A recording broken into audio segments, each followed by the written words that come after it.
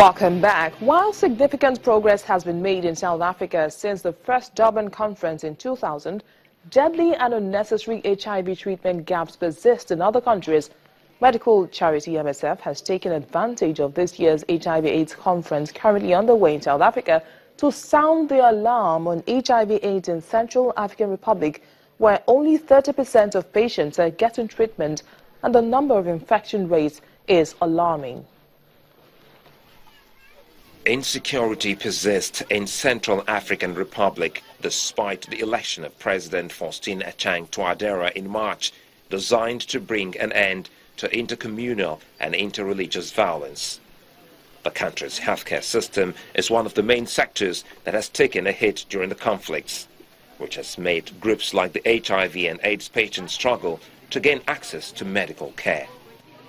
The widespread violence brought HIV testing and treatment provision to a halt, where only 1 out of 4 people with HIV having access to treatment.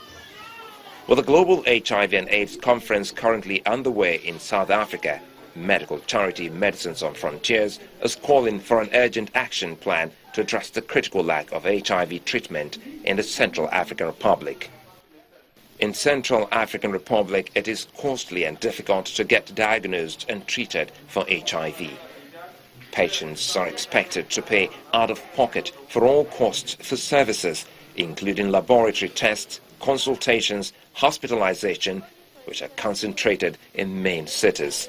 Many patients are not even diagnosed because they can't afford paying transportation to get to the hospital. According to healthcare workers, the crisis and lack of infrastructure have also put a strain on medical services.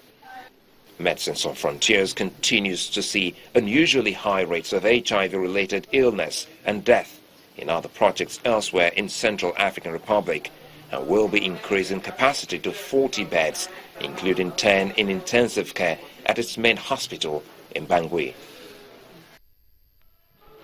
Britain's Prince Harry has told delegates at the ongoing AIDS conference in South Africa that there has become a new risk of complacency regarding the menace of HIV/AIDS worldwide.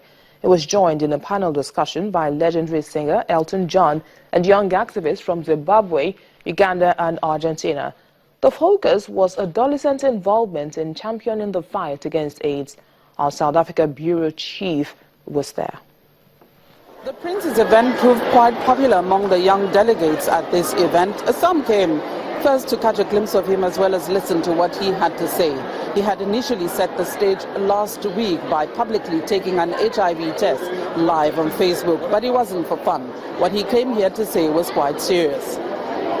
It was a full house, and legendary British musician Elton John reeled out alarming figures about adolescents and HIV and AIDS worldwide. In 2013, 120,000 adolescents died of AIDS-related illnesses. AIDS-related deaths among adolescents today reflect HIV infections in children from at least a decade ago.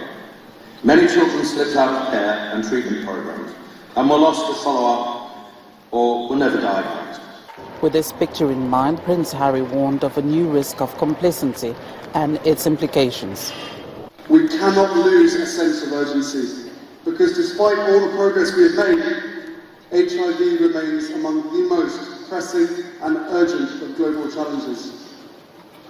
1.1 million people died of AIDS, and 2.1 million were infected last year alone. Lois Matura is a Zimbabwean living with HIV. She lost her mother and brother to AIDS. Her plea was for young women especially to be made comfortable while seeking help or information about their bodies. Adolescent girls in sub-Saharan Africa, and especially where I come from in Zimbabwe, issues around puberty and sexual and reproductive health are not talked about, and most of the time we face sexual abuse.